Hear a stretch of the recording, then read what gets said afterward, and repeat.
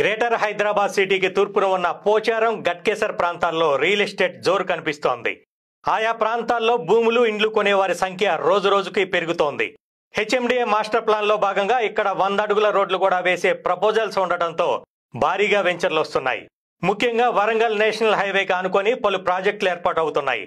ఇప్పటి వరకు hitech city, Gachibowli, Nanakramguda ప్రాంతాలే కేంద్రంగా ఐటీ కారిడార్లు ఏర్పాటు చేశారు.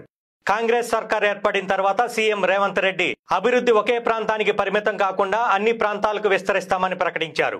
దీంతో కొన్ని కీలక ప్రాజెక్టులను గట్కేసర్, పోచారం ప్రాంతాల్లో ఏర్పాటు చేయబోతున్నారు. ఇందులో భాగంగా ఐటీ కంపెనీలను పెద్ద ఎత్తున తీసుకురాబోతున్నట్లుగా ప్రచారం జరుగుతోంది.